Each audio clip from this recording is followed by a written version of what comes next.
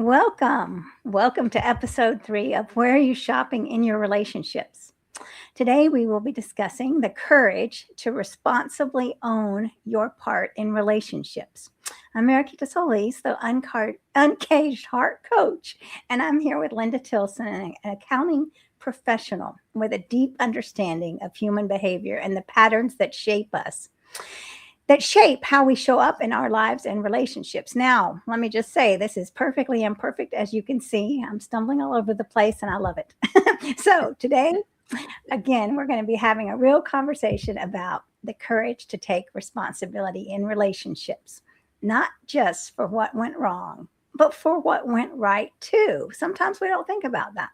So, true responsibility isn't blaming yourself, it's the willingness to own your full impact, the good and the bad, the ways you showed up, the ways you didn't show up, and the ways you actually showed up very well.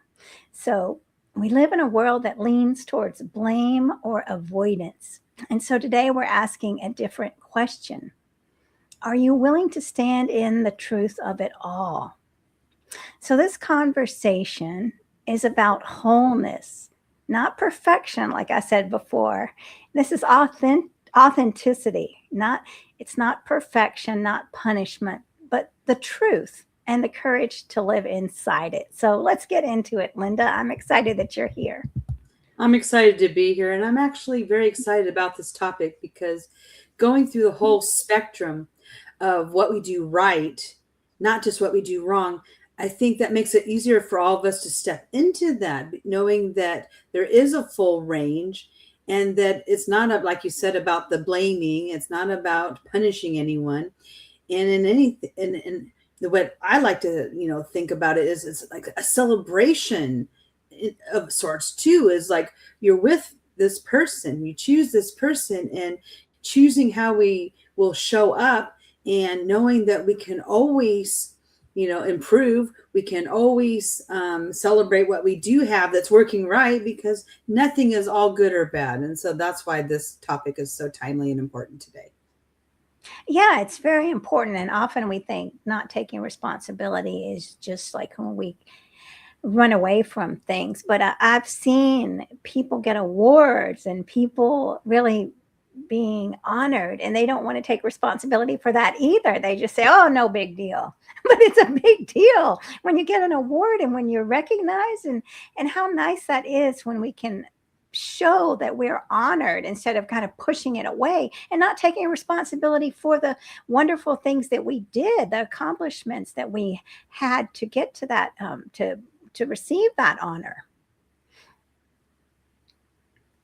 So, So, go ahead. so where do we want to jump in first? Do we want to jump in taking when we don't do something right, and then we'll move into the direction of what can happen when we do? Why we do that? Okay, sounds good. Okay.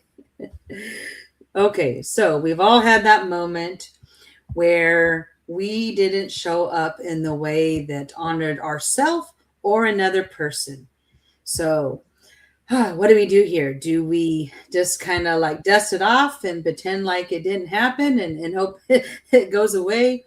Or do we step into what happened and say, yes, I did not show up in my best way. I didn't honor how I truly wanted to show up. I definitely didn't honor the other person.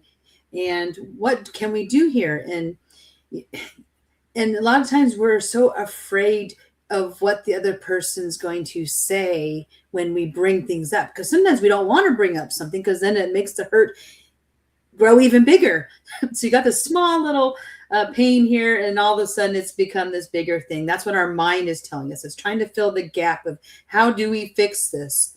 And I have worked with a lot of people, a lot of individuals that have not shown up in the way that they wanted, and they have hurt someone. And I said, well, what's the harm in admitting to that other person that you didn't show up in the way that you wanted, and give a real sincere apology, and do that instead? I said, most people, when you hurt somebody, they just want you to see that you had an effect on them, and that you actually did care that something happened, because not every time when you hurt someone do you intend it. A lot of times you don't intend it and it happens. But once you know, then have a conversation with that person. And then I like to add one more to it. So it's not enough just to apologize and say, I see you, I didn't show up right, I'm going to do better next time. No, it might even be something like this, is asking that other person, I know that I hurt you when I did said thing, or maybe I didn't do said thing. And can you help me? Can you help me when I might be going down that path where I'm really trying my best to show up differently and I might not always do it right? Can you help me, uh, rather than not saying anything or shutting down? Can you just tell me? And when you do that with another person, things shift much differently when you acknowledge your responsibility in what happened, intentional or not.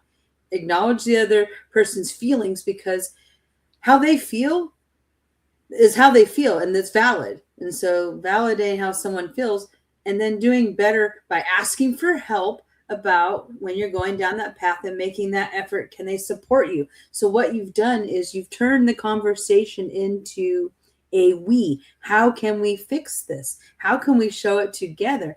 And when you can do that and talk about it, you start with the small things. Even when it's something big, it gets much easier and better each iteration that you do it. And I just really wanted to share that, because when you haven't done it too many times and you're going out there, and maybe it hasn't ended well when you've done this before, like the person started not listening, getting angry back at you, and it blows up and makes it even worse. Hey, I've been there where you fight to win or to have the last word.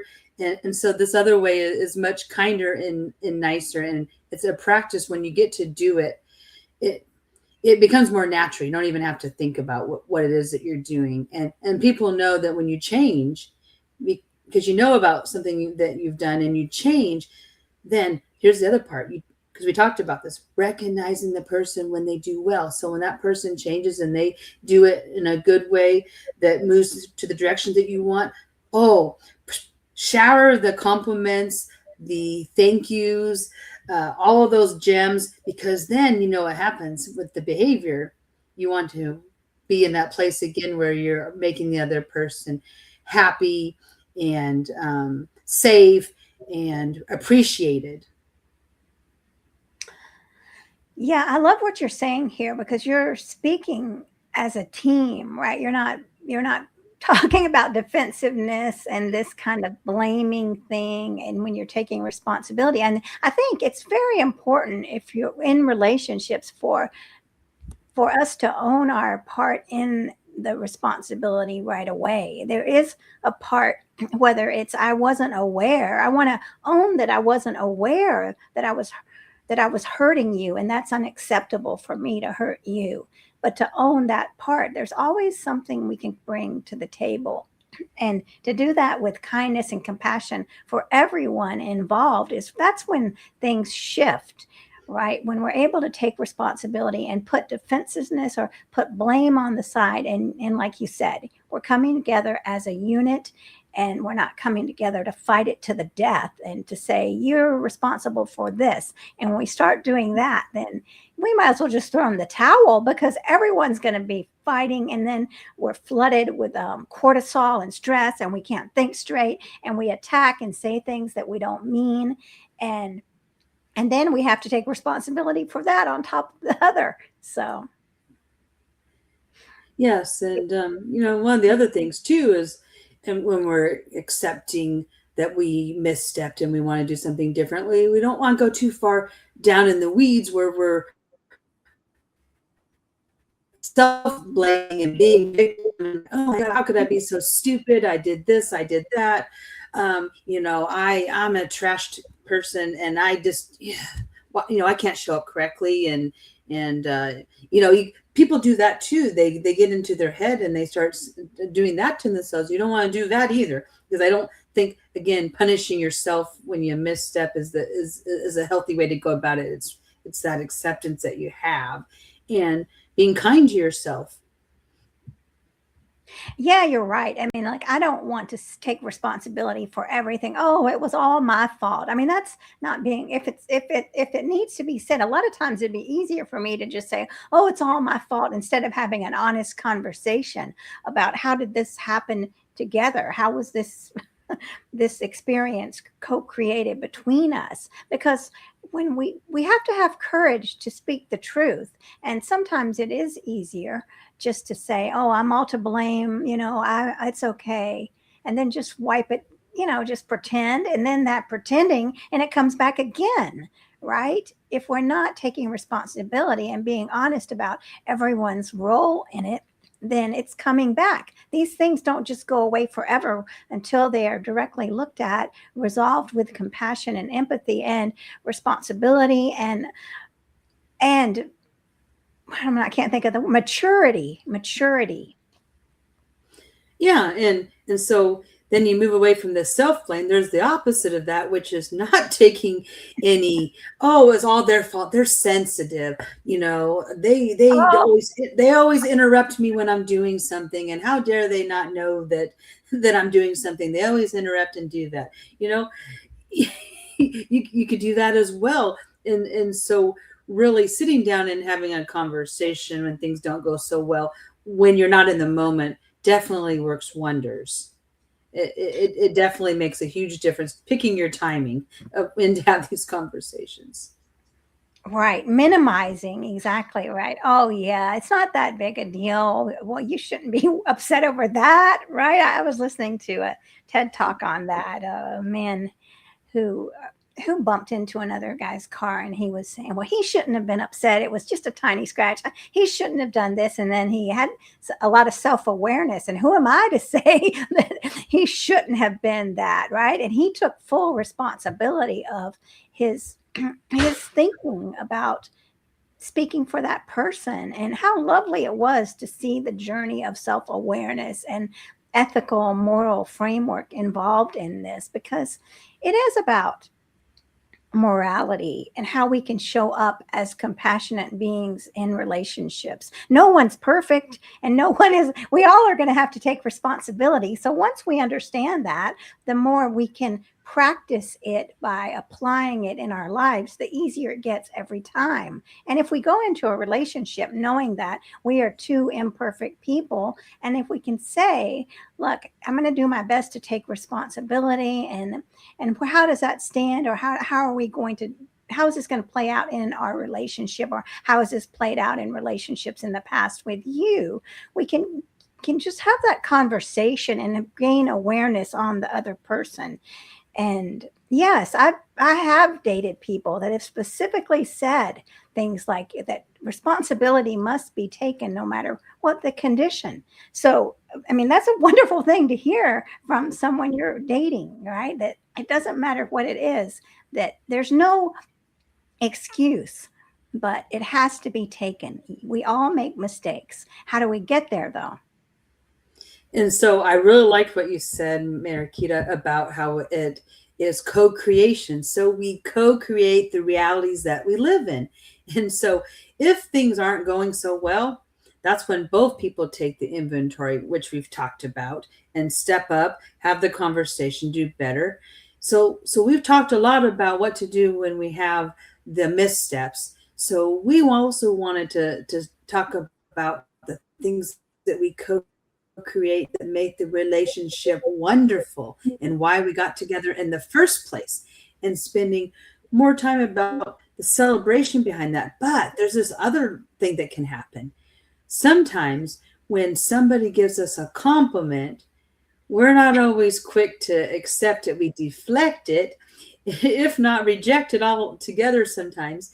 And so in our relationships, practicing accepting compliments and gratitude and appreciation.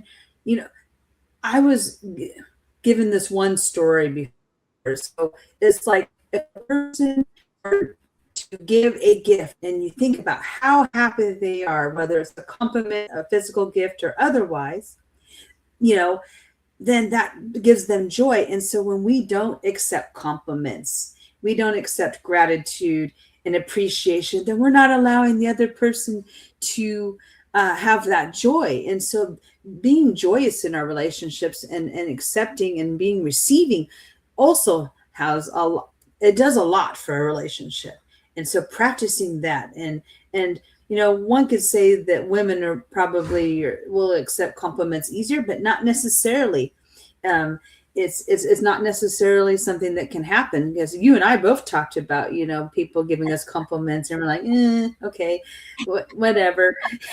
but but really, we whether you're a man or a woman, accepting compliments. And when it does happen, it is a beautiful thing when somebody actually takes something in and accepts the compliment, and they that you give them. And in a couple of situations, I've had people say, well, that you're giving me a compliment, I should really accept that. And I'm sitting there thinking, yeah, you really should, because it's heartfelt and genuine, and I mean this. And so, yes, by all means, take this in.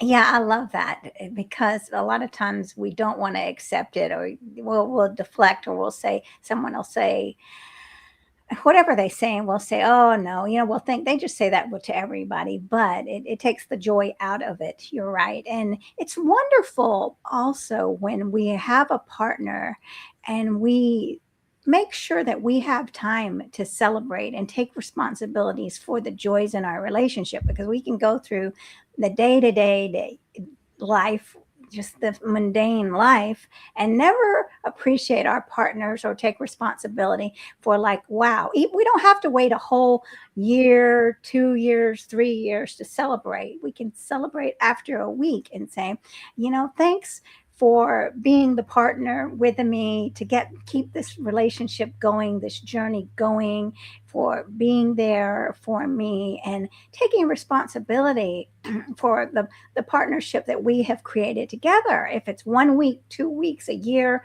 we don't have to wait for these milestones. It's beautiful when we can recognize it and step into that responsibility of co-creating a relationship that's working with maturity and compassion. And you're right. It's about the small moments. It doesn't have to be something big. Don't wait. Don't wait for the perfect moment. Don't wait for the special day. Do it every day. Someone does something small for you, say it. I love that how you made me breakfast this morning. That helped me so I could, get ready and start my day. And it was so much nicer. Thank you for doing that. It's as little as that.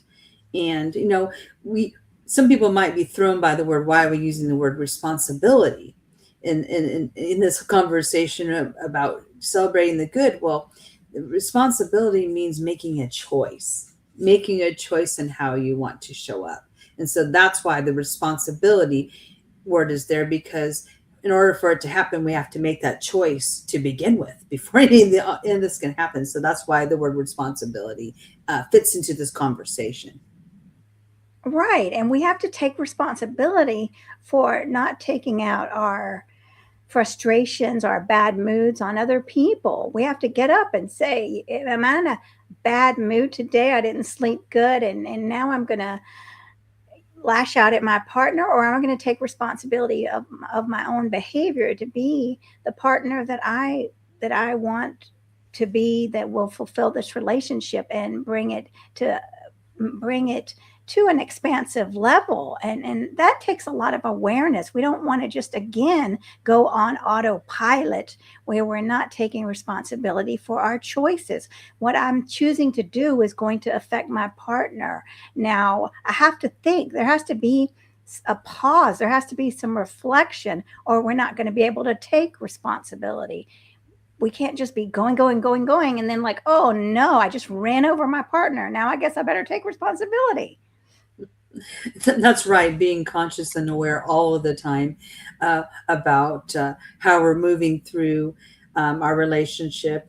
And I guess another thing that comes to mind as we're talking about this is, because you mentioned it, like Groundhog Day, going through the motions. So if there's something in your relationship that you don't particularly care for, or there's something in your relationship that you want to create more of, either way, work on it. Because the more that you can acknowledge and have these conversations with your partner about where you want to work, imagine that. So you're not going to carry it by yourself, because if we avoid things that aren't going well, or we avoid asking for what we need and want, then then nothing's going to change because we're the only ones. We're not speaking up. We're not saying anything, and so it requires the courage to speak up and to say something, and to put it in a way that is not putting the other person down either. Because we talk about self-aware. So when we tell another person that, hey, why don't you get it when I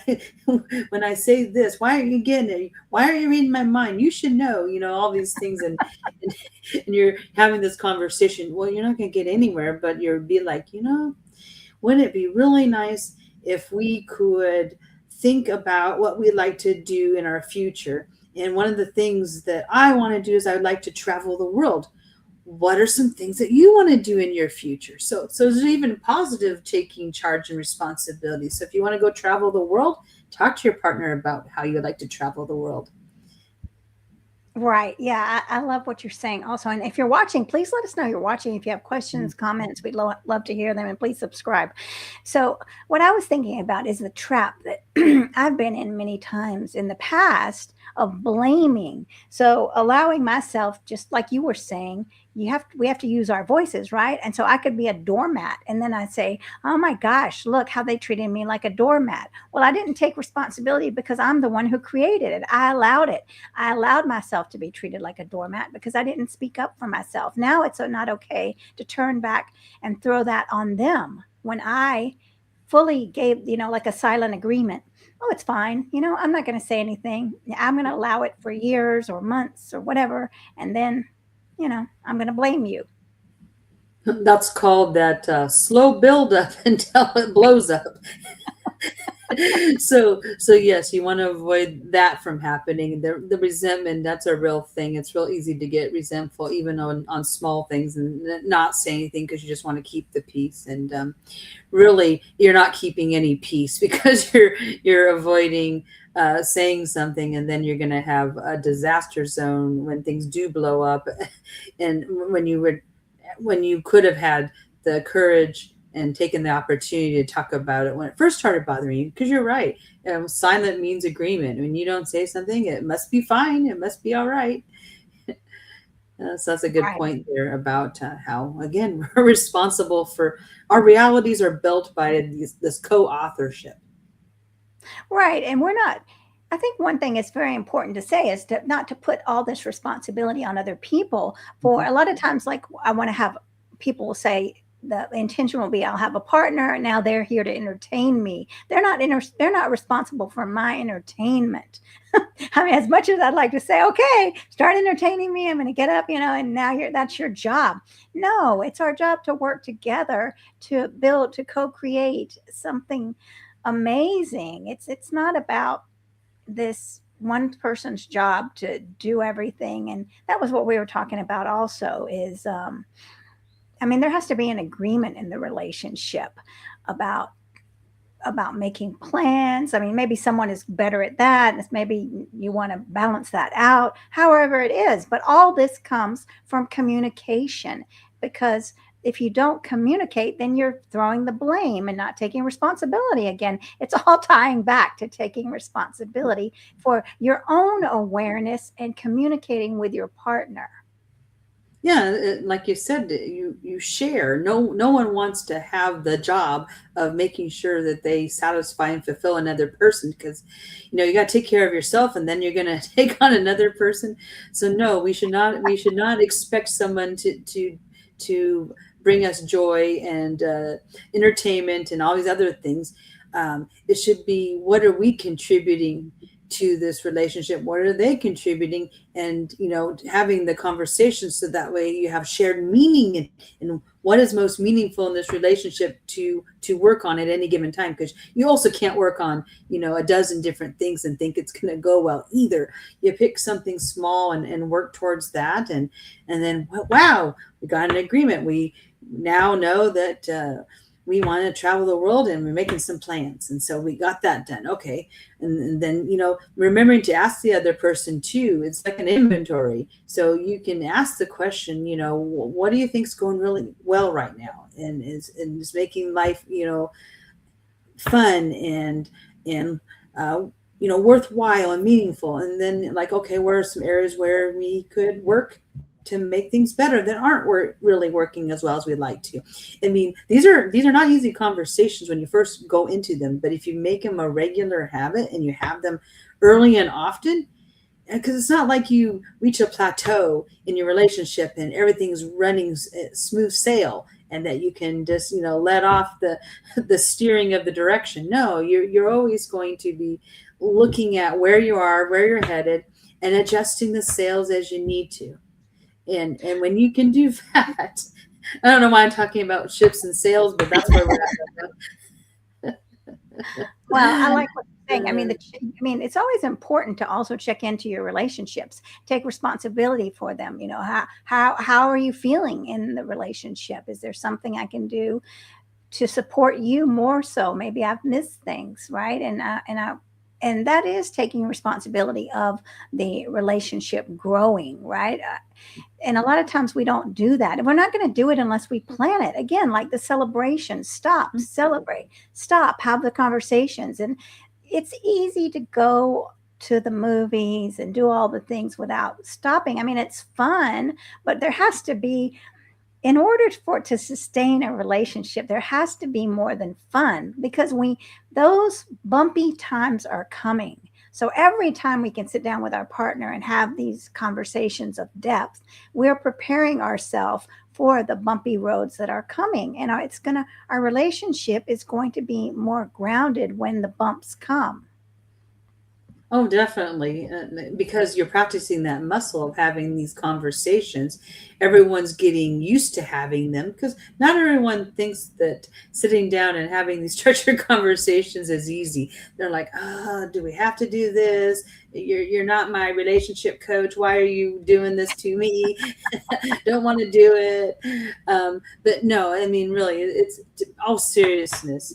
Um, Having the conversations when you're calm and collected and getting into that deeper stuff, because if you can't talk about some of the not so deep, the really hard stuff, it's going to get really hard when you haven't had that practice. And all relationships are going to go through the highs and the lows, and learning how to navigate those as you go, knowing that you're not going to be perfect. And you can say that, hey, I need to talk to you about something and I don't think I'm going to say the right words, but I'm going to sure try. My intention here is I want to get more connected to you, and I need to talk about this said thing. And will you sit down with me and do this with me? Because it's really scary right now to have this conversation, but I feel like not having it is even more scary.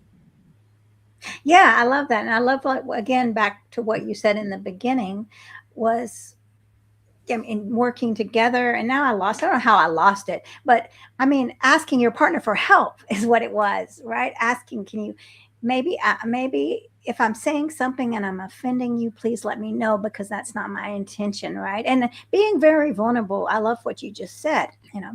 This conversation is scary for me, but you're worth it, right? This relationship is worth it.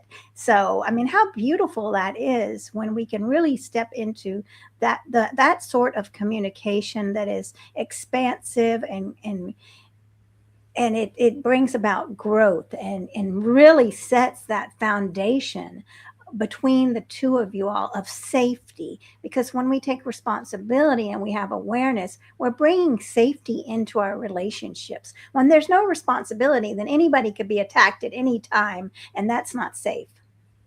No, we're not going to open up. We're not safe. We're just going to shut down and withhold and hope for the best and experience the worst.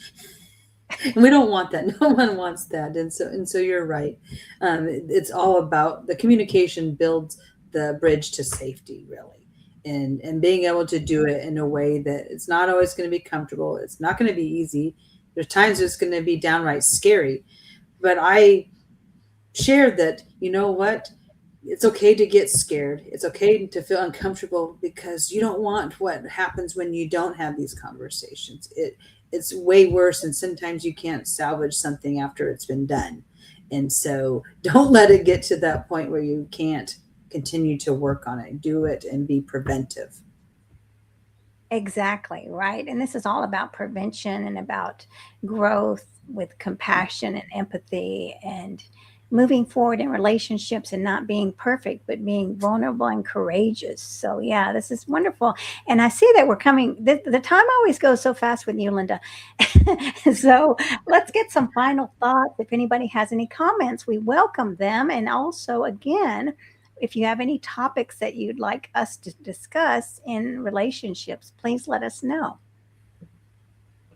Did you have any final thoughts? I mean, I'm sure you have 1,000 final thoughts, Oh, I but always have a thousand final thoughts. You know that. It's just trying to pick the one. I can't pick the one, but I guess I would say that my final thoughts on this whole topic for today is don't let tough and hard and fear get in the way of getting to that place of good, because I don't know too many people that have sat down to have one of these tough conversations and haven't actually reestablished the trust, the safety, and improved the connection, and the relationship just sailed on from there.